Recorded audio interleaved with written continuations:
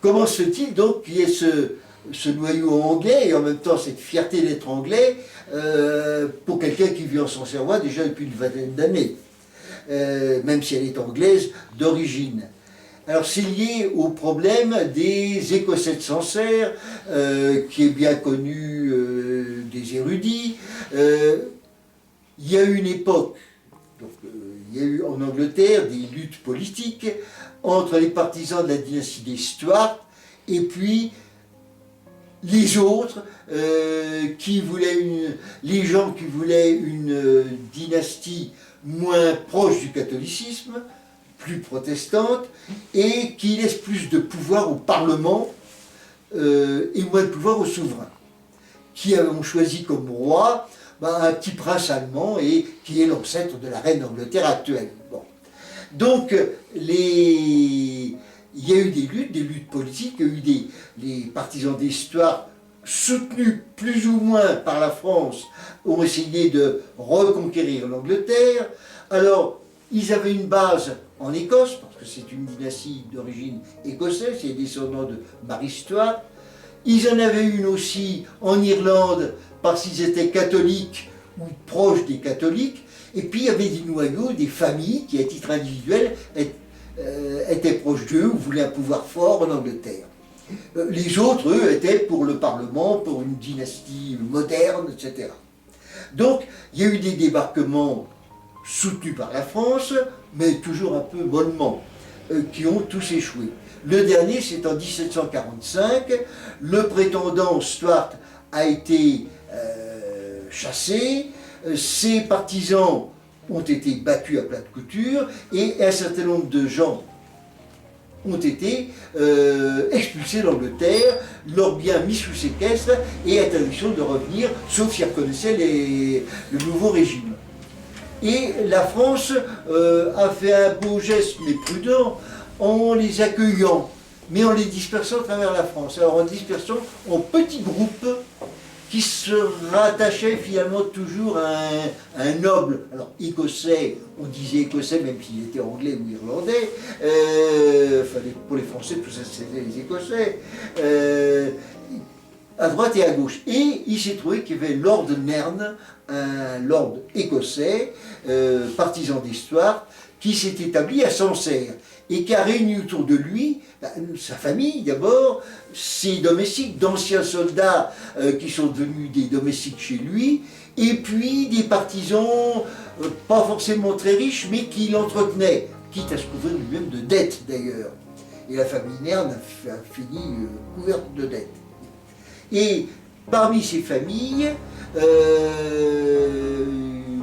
il y en avait qui étaient seulement des partisans des Stuarts à tout craint, et puis d'autres qui étaient un peu des Anglais de passage, qui étaient contents de retrouver des compatriotes, mais qui n'avaient pas les mêmes buts. Et, entre autres, la famille Austin, un officier alors de l'armée du nouveau régime, disons, et sa femme, Lady Austin, qui est venue avec sa demoiselle de compagnie, qu'elle dit elle-même qu'elle a choisi, qui n'était pas du tout, qui n'avait pas la vocation de ça, mais c'est comme une personnalité qui l'amusait et qui pouvait parler littérature, et qui était Jane Saunders. Alors, Jane Saunders, les Sancerrois la voyaient passer dans les rues de Sancerre, une jeune fille qui a des vêtements un peu différents de ceux d'une jeune fille française, qui a toujours des livres sous le bras. Bon, c'était un peu surprenant dans les rues de Sancerre. Et on a su que c'était la demoiselle de compagnie de cette lady qui était, depuis plusieurs mois déjà, l'hôte de la famille de Lord Nairn. Et le contrôleur au grenier à sel de Sancerre, de sa fenêtre, voit passer cette jeune fille, il avait plus de 60 ans, et venait de marier son fils. Et il a le coup de foudre. Nous dit-on, il a eu le coup de foudre, il dit qu'est-ce que c'est que cet ange qui passe? Alors on lui apprend que c'est la demoiselle de compagnie, etc. Il se fait inviter chez Lord Nairn, à qui il prêtait de l'argent d'ailleurs, ce qui facilite évidemment l'invitation. Et il la rencontre, alors lui il ne devait pas savoir beaucoup d'anglais, elle ne savait pas encore beaucoup de français, mais le courant passe, elle fait acte de catholicisme auprès du curé Poupard, le futur historien de Sancerre, et elle devient Madame Biacquet de Boiron, de Vinon, puisque son mari est sieur et seigneur de Vinon, et châtelain de Vinon, et principal propriétaire de Vinon. Voilà donc comment, dans cette colonie anglaise, dans cette colonie dite écossaise de Sancerre, est arrivée cette personne, toute jeune, qui n'a pas participé aux problèmes politiques précédents. Et quant à la colonie écossaise, peu à peu, elle s'est fondue, mais assez rapidement, parce que justement elle était petite, et grâce à des mariages, dans le milieu local ambiant. On connaît quelqu'un qui a eu contact avec elle, et surtout avec ses fils.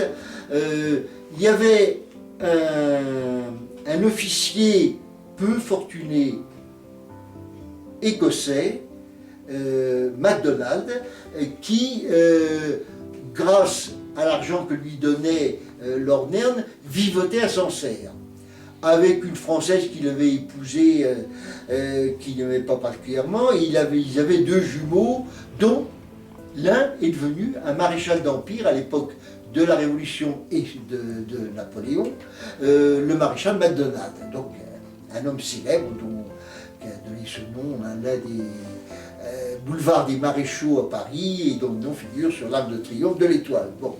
Ce personnage avait l'âge du fils aîné de James Saunders. Ils ont été élevés ensemble. Et comme le père, le père de ce jeune homme, ce monsieur MacDonald, était quelqu'un de cultivé, connaissant l'anglais et le gaélique, mais aussi le latin et le grec, et le violon. C'était une des idoles, disons, de la bonne société locale. Et il a donné des cours à son fils et aux fils de ses amis. Donc c'est comme ça que les enfants de Jane ont su un bon anglais par leur mère, et encore plus par ce monsieur MacDonald père, et ils sont restés amis avec le fils MacDonald quand il a eu une carrière très brillante sur l'Empire, et il les a beaucoup aidés dans leur propre carrière, l'un comme fonctionnaire à la préfecture de Bourges, et ensuite MacDonald, jusqu'à sa mort, s'est occupé des enfants et petits-enfants de son ami d'enfance.